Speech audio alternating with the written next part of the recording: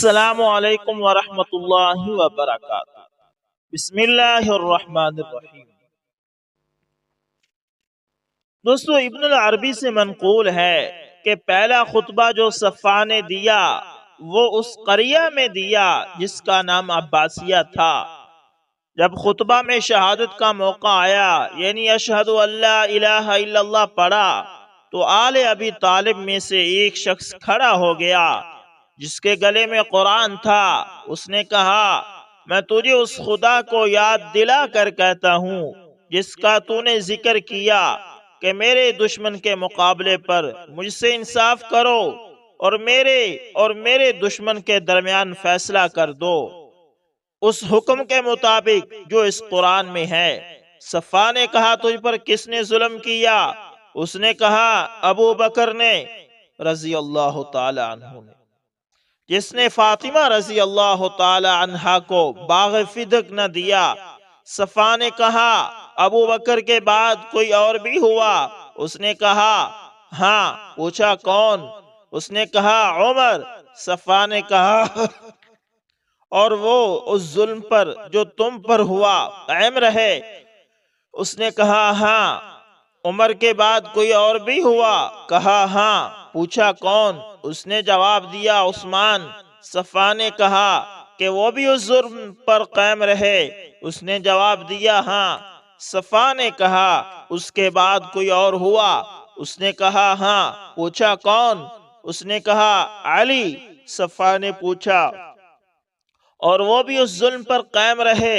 اب وہ شخص چپ ہو گیا اور اس نے اپنی رہائی کا راستہ نکالنے کے لیے پیچھے کی طرف دیکھنا شروع کر دیا۔ صفوان نے کہا، اس خدا کی قسم جس کے سوا کوئی معبود نہیں، اگر یہ پہلا مقام نہ ہوتا جہاں میں کھڑا ہوں، پھر میں تجھ سے گفتگو کی ابتدا نہ کر چکا ہوتا، تو جس میں تیری دونوں آنکھیں لگی ہوئی ہیں اس کو تن سے جدا کر دیتا۔ بیٹھ اور میرا خطبہ سن۔ اللہ اکبر۔ حضرت مغیرہ بن شعبہ رضی اللہ تعالی عنہ کی دانائی۔ دوستو، زید بن اسلم رضی اللہ تعالی عنہ اپنے باپ سے روایت کرتے ہیں کہ حضرت عمر رضی اللہ تعالی عنہ نے مغیرہ بن شعبہ کو بحرین کا عامل یعنی گورنر بنا دیا تھا۔ وہاں کے لوگ ان سے ناراض ہو گئے اور دشمن بن گئے، تو عمر رضی اللہ تعالی عنہ نے ان کو معزول کر دیا۔ لیکن بحرین والوں کو یہ اندیشہ ہوا کہ حضرت عمر رضی اللہ تعالی عنہ مغیرہ کو بحال کر کے واپس نہ بھیج دیں، تو بحرین کے چودھری نے لوگوں سے کہا کہ اگر تم جو کچھ میں کہتا ہوں اس پر عمل کر لو تو مغیرہ کبھی واپس نہ آ سکیں گے۔ انہوں نے کہا، اپنی تجویز بتاؤ۔ چودھری نے کہا، تم مجھے 1,00,000 درم جمع کراؤ اور میں یہ رقم لے کر عمر رضی اللہ تعالیٰ عنہ کے پاس جاؤں گا اور کہوں گا کہ یہ وہ رقم ہے جو مغیرہ بن شعبہ رضی اللہ تعالیٰ عنہ نے خیانت کر کے میرے پاس جمع کی تھی۔ چنانچہ لوگوں نے اس کے پاس 1,00,000 درم جمع کر دیے اور اس نے حضرت عمر رضی اللہ تعالی عنہ کی خدمت میں حاضر ہو کر ان کو پیش کر دیا اور عرض کیا کہ یہ مغیرہ نے خیانت کر کے میرے پاس رکھوائی تھی۔ یہ سن کر حضرت عمر فاروق رضی اللہ تعالی عنہ نے مغیرہ بن شعبہ کو بلایا اور فرمایا کہ سنو، یہ شخص کیا کہہ رہا ہے؟ انہوں نے سن کر عرض کیا، اللہ آپ کا بھلا کرے، یہ جھوٹ بول رہا ہے، وہ تو 2,00,000 درم تھے۔ فرمایا، یہ حرکت کیوں کی؟ انہوں نے عرض کیا، کنبے کے خرچ اور ضرورت نے مجبور کیا۔ اب حضرت عمر رضی اللہ تعالی عنہ نے اس نمائندہ قوم سے خطاب کیا کہ بولو، تم کیا کہنا چاہتے ہو؟ 2,00,000 سن کر اس کے ہوش و حواس ٹھکانے آ چکے تھے۔ کہنے لگا، خدا کی قسم ایسا نہیں، اب میں آپ سے ضرور سچ کہوں گا، اللہ آپ کا بھلا کرے، خدا کی قسم مغیرہ نے میرے پاس نہ قلیل رقم رکھوائی نہ کثیر۔ حضرت عمر فاروق رضی اللہ تعالی عنہ نے مغیرہ رضی اللہ تعالی عنہ سے فرمایا، تم نے اس دہقان کی نسبت کیا ارادہ کیا تھا؟ مغیرہ بن شعبہ نے کہا، اس خبیث نے مجھ پر جھوٹ باندھ دیا تھا، میں نے بھی پسند کیا کہ اسی سے حقیقت ظاہر کراؤں اور اس کو رسوا کر دوں۔ سچائی کو سطح پر لانے کے لیے محض ایک حیلہ کیا تھا جو نہ عقلاً مذموم ہے اور نہ شرعاً۔ اللہ اکبر! یہ تھے ایسے ذہانت والے لوگ۔ اسی طرح ذہانت کا ایک اور واقعہ بھی دوستو سنتے جائیے۔ صحیح الکوفی رحمہ اللہ سے منقول ہے، صبی الکوفی رحمہ اللہ سے منقول ہے کہ ایک عورت کے پاس مغیرہ بن شعبہ رضی اللہ تعالی عنہ اور ایک عرب نوجوان نے شادی کے لیے پیغام بھیجا، اور نوجوان جو عرب تھا وہ خوبصورت اور جوانی کے لہروں میں تھا، یعنی عنفوان شباب، یعنی کہ مکمل جوان تھا، کڑیل۔ جواب میں دونوں کے پاس اس عورت نے یہ پیغام بھیجا کہ تم دونوں نے میرے پاس رشتہ بھیجا اور میں تم دونوں میں سے کسی کا رشتہ اس وقت تک منظور نہ کروں گی جب تک اس کو دیکھ نہ لوں اور اس کی گفتگو نہ سن لوں۔ تو اگر تم چاہو تو یہاں آ جاؤ۔ تو دونوں پہنچ گئے۔ اس عورت نے ان کو ایسی جگہ بٹھایا جہاں سے وہ ان کو دیکھ سکے اور ان کی گفتگو بھی سن سکے۔ جب مغیرہ رضی اللہ تعالی عنہ نے اس جوان کو دیکھا اور اس کے جمال اور شباب اور وضع پر نظر کی تو اس عورت کی طرف سے مایوس ہو گئے اور خیال کیا کہ وہ ان کو اس جوان پر ترجیح نہ دے گی، یعنی حضرت مغیرہ کے مقابلے میں اس جوان کو ترجیح دے گی۔ پھر اس جوان کی طرف متوجہ ہوئے اور اس سے کہا کہ تم خوبصورت اور صاحب حسن ہو، خوب بات بھی کرتے ہو، کیا تم میں کچھ اور اوصاف بھی ہیں؟ اس نے کہا ہاں، اور اپنے محاسن شمار کرانے کے بعد خاموش ہو گیا۔ اس سے مغیرہ رضی اللہ تعالیٰ عنہ نے کہا کہ تمہارا حساب کیسا ہے، یعنی تم میں گنتی اور حساب کرنا اچھا آتا ہے؟ اس نے کہا حساب میں مجھ سے کبھی چوک نہیں ہو سکتی اور میں رائی کے دانے سے بھی باریک فرق کو پکڑ لیتا ہوں۔ مغیرہ بن شعبہ رضی اللہ تعالیٰ عنہ نے کہا لیکن میرا حال تو یہ ہے کہ میں گھر کے کونے میں تھیلی رکھ دیتا ہوں، گھر والے جہاں چاہتے ہیں خرچ کرتے رہتے ہیں، مجھے خرچ کی خبر اسی وقت ہوتی ہے جب وہ دوسری تھیلی طلب کرتے ہیں۔ عورت نے کہا واللہ یہ شیخ جو مجھ سے کسی چیز کا محاسبہ نہ کرے اس شخص سے بہتر ہے جو رائی کے دانے سے بھی چھوٹی چیز پر نظر رکھتا ہو۔ اور اس نے پھر حضرت مغیرہ بن شعبہ رضی اللہ تعالیٰ عنہ سے نکاح کر لیا۔ اللہ اکبر! حضرت عمرو بن العاص رضی اللہ تعالیٰ عنہ کی دانائی۔ دوستو حضرت عمرو بن العاص رضی اللہ تعالیٰ عنہ کے متعلق ابن الکلبی رحمہ اللہ کہتے ہیں فتح قیساریہ کے لیے جب عمرو بن العاص رضی اللہ تعالیٰ عنہ نے چڑھائی کی تو غزہ پر پڑاؤ کیا۔ قیساریہ کے حاکم نے یہ ایک رومی بادشاہ تھا جس نے ایک عظیم الشان لشکر کے ساتھ قیساریہ میں قیام کیا تھا جو مسلمانوں کے لشکر سے کئی گنا زیادہ تھا۔ قیساریہ کے حاکم نے ایلچی بھیجا کہ اپنی طرف سے یہاں ایک سفیر بھیجو، ہم گفتگو کرنا چاہتے ہیں۔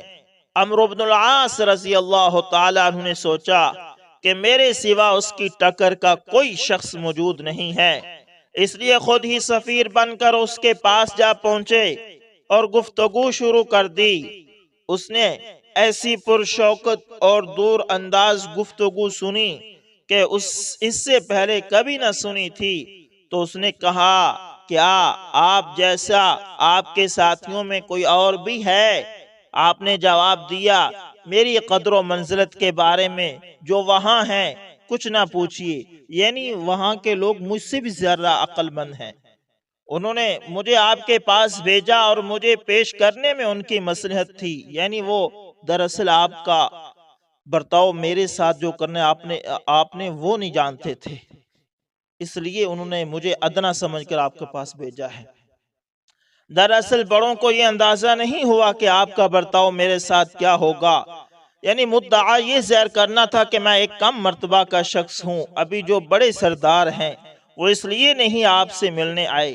آپ کے معاملات کا انہیں اندازہ نہیں، میرے ساتھ اگر آپ کا شریفانہ برتاؤ ہوگا تو وہ بھی ملاقات کر سکیں گے۔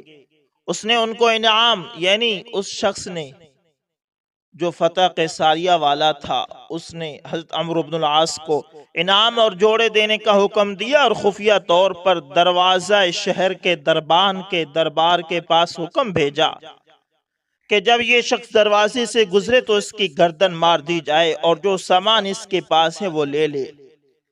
جب آپ اس حاکم کے پاس سے رخصت ہو کر چلے تو آپ کو غسان کا ایک عیسائی ملا۔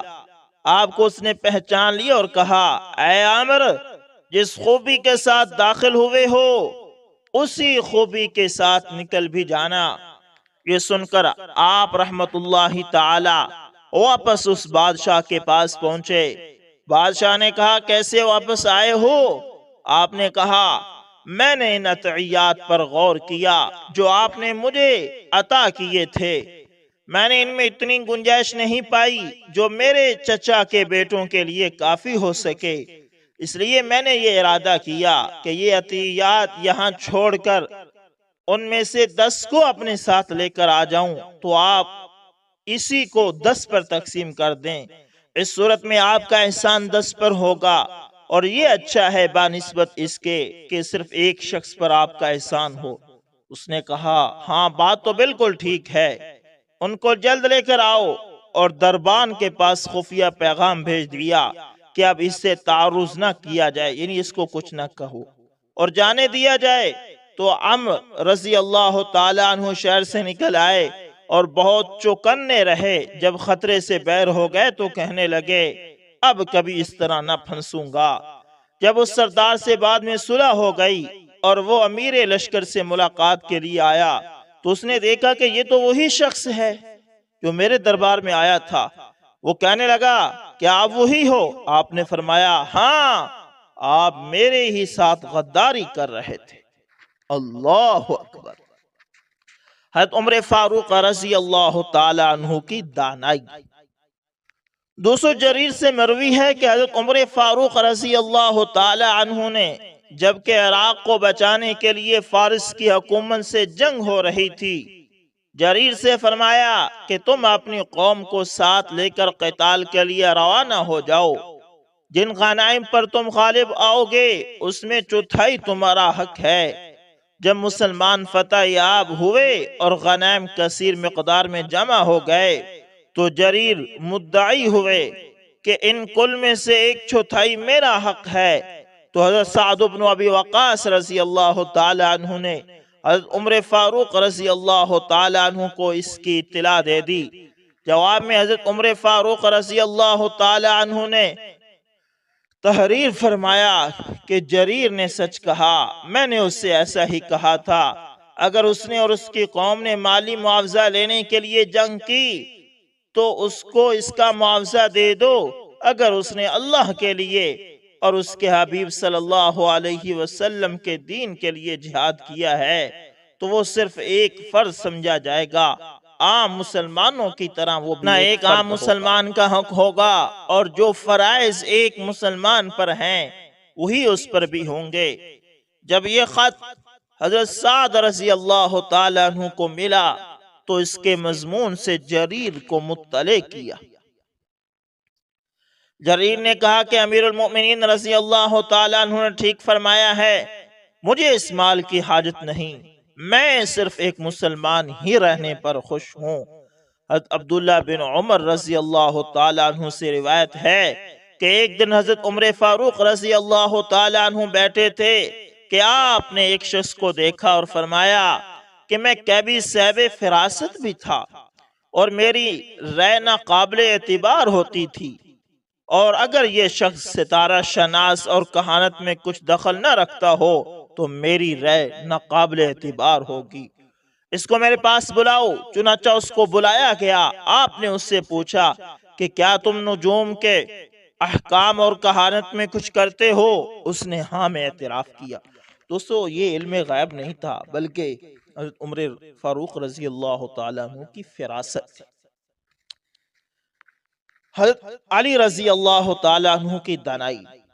دوستو روایت کیا جاتا ہے کہ ایک شخص حضرت علی کرم اللہ وجہہ کے سامنے حاضر کیا گیا، جس نے یہ حلف کر لیا تھا کہ میری بیوی پر 3 طلاق اگر میں رمضان میں اس سے دن میں جماع نہ کروں، یعنی رمضان کے اندر دن کو میں جماع کروں گا، اگر نہ کیا تو اسے طلاق۔